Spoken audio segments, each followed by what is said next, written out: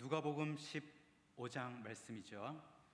잃어버린 것들에 대한 세 가지 비유가 담겨져 있습니다. 잃어버렸다가 다시 찾은 것들에 대한 이야기입니다. 예수님께서 이 비유들을 왜 말씀하셨을까요? 당시의 유대사회 지도층은 크게 세 부류로 나뉘었습니다. 첫 번째는 사두개인, 두 번째는 바리새파, 세 번째는 서기관들입니다. 그러면 이들이 어떻게 구분될까요? 먼저 사두개인은 귀족들입니다. 제사장 출신 귀족입니다. 두 번째 바리새파는 귀족 출신은 아니지만 세상적으로 나름 성공한 사람들입니다. 그리고 이들은 신앙 지도자입니다. 지금으로 치면 율법을 잘 지키고 삶의 경건을 추구하는 교회의 리더들이었습니다. 세 번째 서기관은 당시의 법률 전문가이면서 율법 학자들이었습니다. 다 아시다시피 당시 유대는 로마의 식민지였었죠. 따라서 구약시대 이스라엘처럼 재정일치 사회는 아니었습니다. 하지만 유대인들에게 있어서 종교가 차지하는 비중이 워낙 높다 보니 사실상 재정 결합이 유지되어 있는 그런 사회였습니다. 여전히 제사장이나 바리새파 또 서기관 같은 종교 지도자들이 실질적인 영향력을 가지고 있던 그런 사회였습니다. 그럼 바리새파는 어떻게 생겨났을까요? 기원전 586년 남유다는 바빌론 제국에 멸망을 당하죠. 그 이후에도 우여곡절을 거쳐서 기원전 2세기에 유대 땅은 그리스계 왕조인 셀레우코스 왕조의 지배를 받고 있었습니다. 이들은 헬라 문화, 지금은 이제 그리스 지역이죠. 헬라 문화에 이제 충실한 그러한 왕조였습니다. 자신의 문화를 강제로 퍼뜨리면서 유대인들의 신앙을 심각하게 위협했습니다. 예루살렘 성전 안에 제우스 신상을 세우고 또 율법에서 가장 부정하게 여기는 돼지를 제물로 바치게 했습니다. 심지어는 안식일 준수와 할례와 같은 기본적인 그 유대교의 율법마저 금지시켜 버렸습니다. 그때 이 마카비 형제들이 중심이 되어서 반란을 일으켰고 그들은 목숨을 걸고 싸워서 성전을 되찾게 됩니다. 그리고 그 우상을 없애고 다시 하나님께 성전을 봉헌한 그러한 사건이 있었습니다. 그들의 정신을 계승한 집단이 바로 이 바리새파 사람들입니다. 유대 민족의 정체성을 지키고 신앙을 지키는 자 얼마나 멋있습니까? 바리새라는 말도 히브리어의 파라시라는 그 단어에서 나왔고 뜻은 분리된 자다, 이러한 뜻을 가지고 있습니다. 죄인, 이방 문화, 또 세속화된 그러한 유대인들과 구별된 삶을 살겠다는 의미입니다. 그 이야기만 들으면 정말 대단하죠. 신앙생활 엄청나게 철저하게 하겠다, 이런 정체성을 확실하게 갖고 있는 사람들이었습니다. 거룩하게 구별된 삶을 살아가는 사람들, 너무나 훌륭합니다. 철저히 율법을 실천하고 행위 중심의 의를 강조하며 살아가다 보니 대단한 영적 자부심을 가지고 있었습니다. 말씀드린 바와 같이 당시 유대 지도층이죠. 바리새파, 그 다음에 이제 제사장 가문과 귀족층 출신의 사두개인, 그리고 율법 학자인 서기관, 이들이 있습니다. 이러한 계급에 속하려면 그냥 되는 게 아닙니다. 학문적 배경이 있어야 되고 또 그 가문이 뒷받침이 되어야지만 됩니다. 이렇게 어떻게 보면 기회가 닫힌 사회에서 절망한 그 서민들이죠.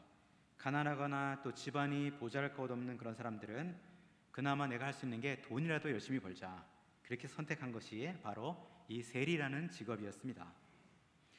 물론 부당하게 세금을 착취하는 못된 세리들도 있었지만 이스라엘 그 당시의 땅은 식민지 생활을 오래 했고 이 식민지라는 특수한 상황 속에서 정직하게 세금을 징수하는 세리들도 많았습니다. 그런데 이 바리새파 사람들은 이러저러한 사정으로 안식일을 잘 지키지 못하거나 또는 그 율법을 철저히 지키기 어려운 서민들을 정죄했습니다. 뿐만이 아니라 그 당시에 불치병이었던 그 나병이나 혈루병, 또 각종 질병에 걸린 사람들, 그리고 장애인들, 삶의 막다른 곳에 처한 창기들, 또 칠신 성분이 보잘것없는 바로 이 세리들을 경멸하고 정죄의 대상으로만 간주했습니다. 이렇게 소외된 사람들에게 손가락질하고 비난하면서 너희는 죄로 인해 하나님께 저주를 받았다. 하나님의 나라에 너희들은 절대로 들어갈 수 없다. 이렇게 비난했습니다. 그러다 보니 당시 사회에서 소외된 사람들은 고통과 좌절 속에서 살아갔던 것입니다. 자, 그런데 예수님께서 세리와 창기 그 병자들을 가까이 오게 허락하십니다. 그리고 죄인이 회개하고 하나님께 돌아오는 것이 하늘나라에서 가장 큰 기쁨이다. 이렇게 선포하십니다. 그 선포는 바로 오늘 본문 말씀 누가복음 15장에서 세 가지 비유로 주어집니다. 잃어버린 양의 비유, 잃어버린 드라크마 동전의 비유, 그리고 오늘 읽진 않았지만 11절 이하에 잃어버린 아들의 비유, 우리가 흔히 탕자의 비유라고 불리우는 예수님의 비유 말씀이죠. 양과 드라크마 그리고 아들 모두 잃어버린 영혼을 상징합니다. 양을 찾는 목자, 동전을 찾는 여인, 그리고 아들을 기다리는 아버지는 바로 하나님을 상징합니다. 15장 1절 2절을 보면은 세리들과 죄인들이 모두 예수님의 말씀을 들으려고 그에게 가까이 몰려들었다. 예수님의 말씀을 들어온 사람들 누굽니까? 바로 당시에 손가락질을 받던, 차별받던, 또 경멸의 대상이었던 그 바로 죄인이라고 불렸던 사람들이었습니다. 예수님은 당시의 인간 계급에 대한 사회적 인식에 정면으로 도전하시는 것입니다. 이 누가복음 15장은 단순한 비유가 아닙니다. 바리새인과 서기관, 자 너희들 그 당시에 지배계층, 하나님 말씀에 충실한 그러한 영적으로 리더다 이렇게 주장하는 사람들, 너희도 별 수가 없다. 오히려 위선의 죄를 범하고 있다. 결국 모든 인간은 죄인일 수밖에 없으며 잃어버린 자임을 선포하십니다. 그리고 잃어버린 자를 찾으시고 돌아오시는 자를 기뻐하시는 하나님의 마음을 드러낸 말씀이 바로 이 세 가지 비유의 말씀입니다. 첫 번째 잃은 양의 비유입니다. 당시 죄인 취급받았던 사람들이 예수님의 말씀을 듣기 위해 모였다는 것은 그만큼 예수님의 말씀이 그들에게 힘과 소망이 되었다는 것입니다. 예수님은 그들을 정죄하거나 비난하지 않으시고 오히려 그들을 위로하셨습니다. 이러한 예수님의 모습에 바리새인과 서기관들은 어떻게 반응했습니까? 바리새파 사람들과 율법 학자들은 투덜거리며 말하였다. 이 사람이 죄인들을 맞아들이고 또 그들과 함께 음식을 먹는구나. 자, 바리새인이라는 이름 그 자체가 구별된 자라는 뜻이라고 말씀드렸죠. 자, 이들은 죄인들과는 아예 상종을 하지 않아야 된다고 생각했습니다. 저 사람들은 율법을 제대로 안 지키는 사람들이고 따라서 하나님의 심판을 받아야 되는 그러한 마땅한 자들이다. 하지만 우리는 다르다. 우리는 깨끗하다. 우리는 구별되었다. 따라서 우리는 하나님의 사랑을 받는 특권을 가진 자들이다. 이렇게 생각했던 사람들입니다. 하지만 정작 예수님께서 그들의 생각에 동의하셨을까? 자, 하나님은 죄인을 저주하고 그들의 죽음과 멸망을 기뻐하는 분이 아닙니다. 하나님은 공의의 분이시기도 하지만 동시에 사랑의 하나님이십니다. 그래서 하나님은 그 예수 그리스도 그 아들을 이 땅에 보내신 것입니다. 죄인들의 죽음과 멸망을 기뻐하시 않았기 때문입니다. 오직 십자가의 은혜로 그 죄를 대속해 주시고 영원한 생명을 주시기 위해 이 땅에 예수님을 보내신 것입니다. 당시 유대사의 지도자들은 이런 예수님의 말씀을 비난하고 있습니다. 말도 안 된다. 어떻게 죄인들이 용서를 받을 수 있는가? 그래서 예수님께서 그들에게 비유로 말씀하신 것이 바로 잃은 양의 비유입니다. 99마리의 양을 두고 한 마리를 찾아 나서면 이건 불공정한 것이 아니냐, 또 현명하지도 않다, 이렇게 생각할 수 있습니다. 한 마리 때문에 99마리를 방치하면 다수를 위험에 처할 수 있게 된다는 그 논리입니다. 정말 그럴까요? 자, 맹수들이 사냥을 할 때 한 마리를 어떻게든지 그 무리로부터 떨어뜨려 놓고 그 한 마리를 집중적으로 공격해서 잡아먹습니다. 자, 바리새인들은 무리에 들어오지 못한 바로 너희들이 잘못한 것이니 너희들은 저주받아 마땅하다, 이렇게 생각한 것입니다. 그 한 마리가 바로 내가 될 수도 있음을 놓친 것입니다. 한 마리 양을 찾으러 나가는 목자를 보는 그 99마리의 양들은 이렇게 생각할 것입니다. 아, 나도 언젠가는 길을 잃을 수 있는데 그때 우리 목자가 반드시 나를 찾으러 오겠구나. 99마리가 불공정하다고 생각하신 것이 아니라 오직 이 목자가 우리를 위해서 기꺼이 찾으러 올 것이다. 오히려 더욱 안도감을 갖고 단결할 수 있는 그러한 계기를 주는 것입니다. 자, 이거는 비유의 이야기지만 최근 역사적 기록을 쓰고 있는 그 K 카툰이죠. 캐데헌. 여기도 보면은 사탄이 등장하죠. 그리고 거기에 이제 루미가 등장하는데 이 루미의 약점과 상처를 집중적으로 공격합니다. 그리고 이 루미를 그 집단으로부터 분리시키고 그 헌트릭스가 사탄을 막는 소명을 행하지 못하게 방해를 합니다. 그리고 결과적으로는 이 헌트릭스와 수많은 팬들 모두를 파멸시키려 합니다. 사실 우리도 하나님 앞에서 여전히 돌아와야 할 잃은 그러한 양이 아닙니까? 언제든 실수할 수 있습니다. 또 우리가 병에 걸릴 수도 있습니다. 우리도 언제든 장애인이 될 수 있습니다. 주님의 은혜를 붙들어야만 하는 그러한 연약한 양이 바로 우리들입니다.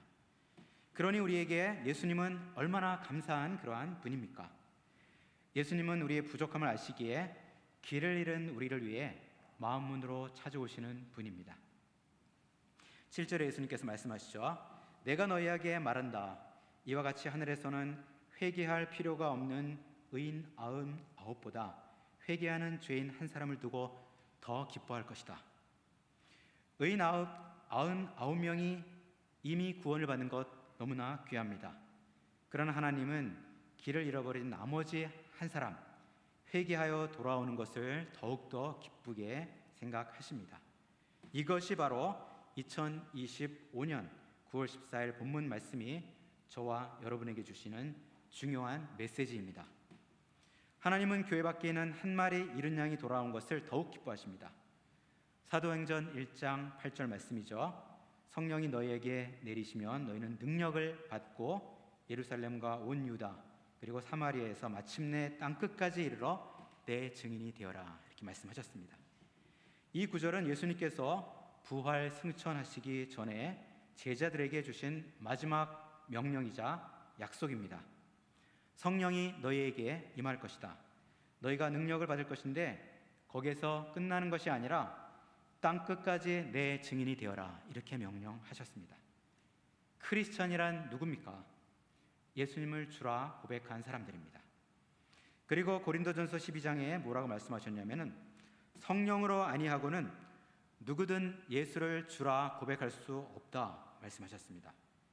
여러분 예수님을 구세주로 고백하셨습니까? 그렇다면 모두 성령이 함께 하시는 분입니다.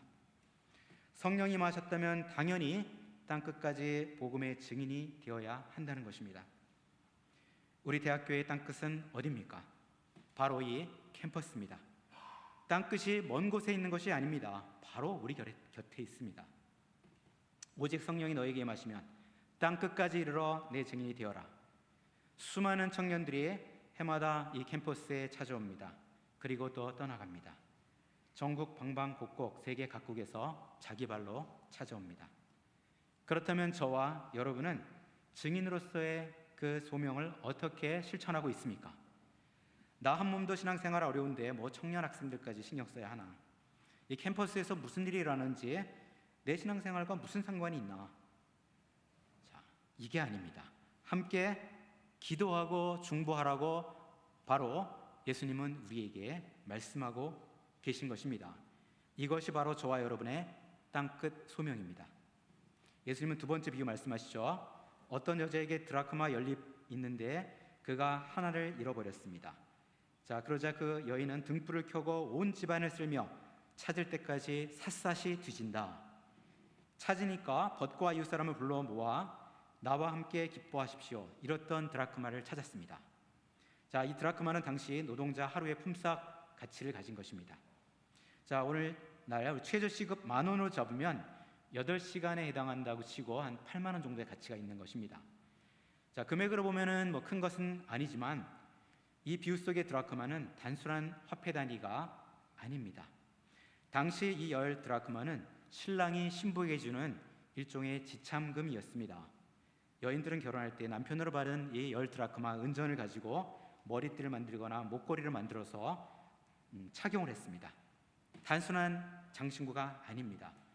결혼의 증표이고 명예를 상징하는 폐물이었습니다. 오늘날의 결혼 반지와 같은 의미를 가지고 있었습니다.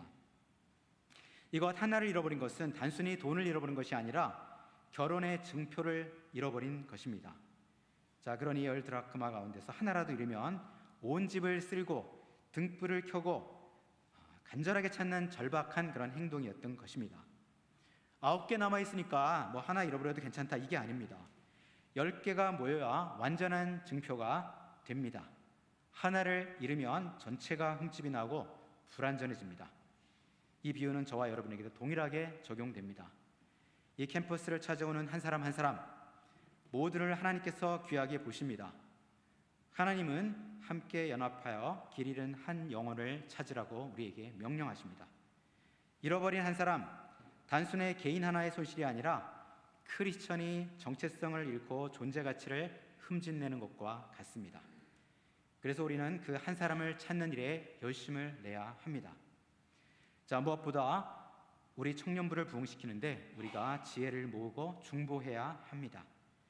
지난 5월 14일 날 우리 연세 기독 학생 동아리죠, 연기연 화목 축제를 시작으로 지난 7, 8년 동안 우리가 잊고 있었던 기독교 동아리 학생들 함께 모여서 중보기도를 했습니다. 그리고 전도 캠프를 시작했습니다. 지난 월요일 오후에도 학생회관 앞에 모여서 우리 전도 캠프를 이어갔습니다. 한 회차를 진행하는데 약 한 5, 60만 원의 예산이 필요하다고 합니다. 아직 미흡한 부분도 있지만 계속해서 이들은 귀한 사역을 이어갈 예정입니다. 자, 우리 교회 제2장년회 회원분들과 몇몇 성도분들께서 전도용 물품과 간식을 후원하며 귀하게 동참해 주고 계십니다. 캠퍼스 교회 성도들은 중보기도와 작더라도 따뜻한 후원을 통해서 그 귀한 사역이 계속될 수 있도록 우리가 함께 기도해야 합니다. 이런 참여는 전도 캠프에 헌신하는 우리 기독교 동아리 학생들에게 큰 힘과 격려가 되고 기쁨과 감사로 열매 맺게 하실 것입니다. 이 드라크마 비유뿐만 아니라 자, 잃은 양의 비유, 그 다음에 그 뒷부분에 나오는 잃은 아들의 비유, 이 모든 비유는 공통점이 있죠. 찾고 나면 잔치를 벌인다는 것입니다. 한 마리 양을 찾았다, 잔치를 벌입니다. 드라크마 비유 마찬가지, 드라크마를 찾으니까 이웃을 불러 모아 함께 즐기자, 잃은 드라크마를 내가 찾았다, 기뻐합니다. 잔치를 열었습니다. 잃은 아들 탕자의 비유도 마찬가지죠. 하나님의 기쁨은 바로 여기에 있습니다. 잃어버린 영혼 하나가 돌아올 때 하늘에서는 천사와 함께 큰 잔치가 벌어집니다.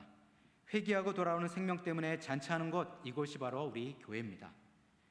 천사들이 기뻐한다, 하나님께서 기뻐하시고 그 기쁨이 하늘에 충만하다는 의미입니다. 예수님께서 저에게 맡기신, 여러분에게 맡기신 그 소명, 땅끝까지 이르러 복음을 전하라. 그 땅끝은 멀리 있는 것이 아니라 바로 이곳입니다. 이 캠퍼스입니다. 아직도 주님을 알지 못하는 수많은 우리 청년들, 영혼들이 있습니다. 저와 여러분의 기도, 또 작은 중보, 이 캠퍼스의 변화를 일으킬 줄 믿습니다. 자, 오늘 본문 말씀 예레미야서 4장, 디모데전서 1장 마찬가지입니다. 우리 크리스천에게 우리의 소명을 충실히 지켜라 당부하는 말씀입니다. 자, 말씀을 정리하겠습니다. 시편 14편 2절이죠. 주님께서 하늘에서 사람을 굽어보시면서 지혜로운 사람이 있는지, 하나님을 찾는 사람이 있는지 살펴보신다. 그리고 잠언 9장 10절에도 주님을 경외하는 것이 바로 지혜의 근본이고 거룩한 일을 아는 것이 슬기의 근본이다, 이렇게 말씀하셨습니다. 슬기는 단순한 어떤 지적 활동이 아니라 실천적 지혜입니다. 하나님의 마음을 분별하는 것, 이것이 바로 지혜입니다. 그가 기뻐하는 길을 선택하는 능력, 이것이 바로 슬기입니다. 이제 4개월 남은 우리 한 해죠. 한 해 남은 얼마 남지 않은 이 한 해, 잃어버린 영혼을 위해서 하나님께서 저와 여러분에게 주신 소명을 다시 한번 기억하시면서 중보의 기도가 은혜의 열매를 맺는 저와 여러분 되시기를 주님의 이름으로 축복합니다. 자, 오늘의 말씀을 생각하면서 잠시 조용히 묵상기도 드리겠습니다.